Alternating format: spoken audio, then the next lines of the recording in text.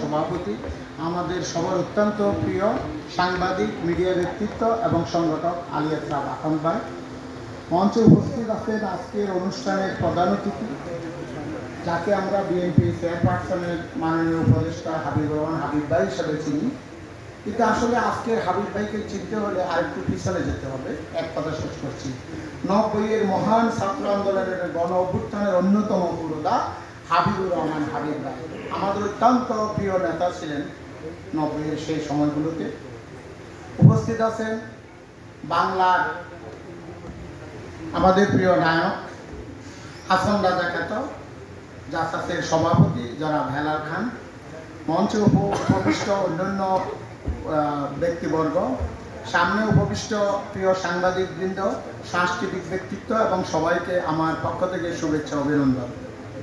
এখানে আসলে বক্তব্য দেওয়ার কিছুই নেই, আমি নিজেও বক্তব্য শুনতে এসেছি হাবিব ভাইয়ের এবং হেলাল ভাইয়ের। তো আমি বক্তব্য দেব না, আমি শুধু একটি কথাই বলবো, সেটি হলো আমরা যে বাংলা নববর্ষকে আমাদের সাংস্কৃতিক বিকাশের কথা বলছি। এই বাংলা নববর্ষ তো প্রথমত আমি 3 থেকে 4 মিনিটে বক্তব্য শেষ করছি। আমরা অনেকেই জানি যে 1556 সালে সম্রাট আকবরের শাসনামলে এটি শুরু হয়, কিন্তু যারা ইতিহাসবিদ তারা ভালো করে দেখবেন যে আসলে সুলতান হোসেন শাহ এবং সম্রাট আকবর এই দুজনের নাম যদিও বাংলা নববর্ষের বিকাশে এসে যায়, কিন্তু তারও আগে মহারাজ শশাঙ্কের সময়ে বাংলা নববর্ষের গণনা শুরু হয়, বিশেষ করে সূর্য সন।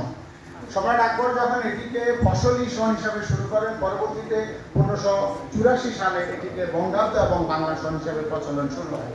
সেই সময় থেকে এই বাংলা সন আমাদের ঐতিহ্যের, আমাদের সংস্কৃতির অংশ।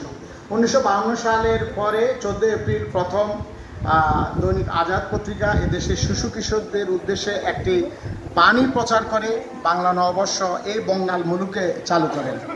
এরপর এটি আমাদের সংস্কৃতির অংশ। বাংলা নববর্ষ মানেই পান্তা ইলিশ নয়, বাংলা নববর্ষ মানেই আজকে যে আমরা মঙ্গল শোভাযাত্রা দেখছি এটি নয়। বাংলা নববর্ষ ছিল গ্রামে গঞ্জে হাডুডু খেলা, বাংলা নববর্ষ ছিল গ্রামে গঞ্জে পুতুল নাচ, যাত্রা এবং গ্রামের মেলা যেটি হতো। কিন্তু কালক্রমে গ্রামে আজ এটি হারিয়ে গেছে, এটি খুঁজে পাওয়া যায় না। এটি আজ জায়গা নিয়েছে ছায়ানট রমনাতে, এটি রবীন্দ্র সরণিতে, এটি ঢাকা বিশ্ববিদ্যালয় ক্যাম্পাসে এবং শহরে লালপাড়ের সাদা শাড়ি এবং বাদল ভাই যেটি বলেছেন লাল পাঞ্জাবি, এটিও আমাদের সংস্কৃতির অংশ।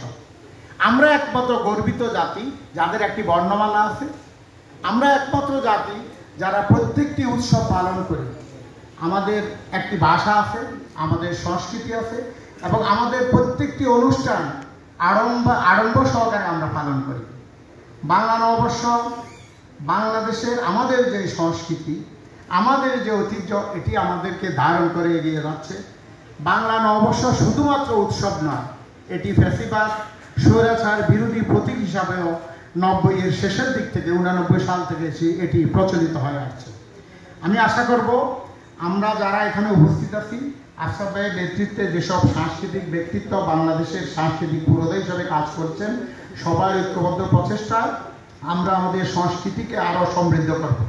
সবশেষে আমি একটা কথা হাবিব ভাইয়ের উদ্দেশ্যে একটি কথা বলে শেষ করব, বিশেষত হাবিব ভাই এবং হেলাল ভাই। পৃথিবীতে বিশেষ করে বাংলাদেশে অর্থনীতির পরিভাষায় সবচেয়ে দরিদ্র সীমার নিচে বাস করেন যে পেশাজীবীরা, সেটি হলো বাংলাদেশের সাংবাদিকগণ। সুতরাং আমাদের একটাই দাবি, যারাই ক্ষমতা আসুন না কেন সাংবাদিকদের দিকে নজর দিতে হবে। শুধু ভোটের জন্য শ্রমিক, কৃষক আর অন্য জায়গায় নজর দিলে হবে না। আমরাও শ্রমিক, আমরাও দিনমজুর। ও যে বলছিলাম আমরা সবচাইতে দরিদ্র সীমার নিচে বাস করি, নুন আনতে বান্ধবরা, দৈনিক ইনকাম দিয়ে দৈনিক বাজার খরচ করে। সবাইকে ধন্যবাদ। বাংলাদেশ জিন্দাবাদ। Thank you.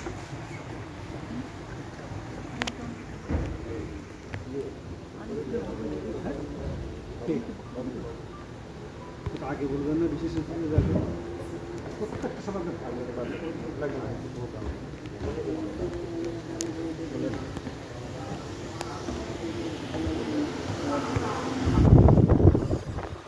ধন্যবাদ জনাব এস এম মুজিবুল আকবর।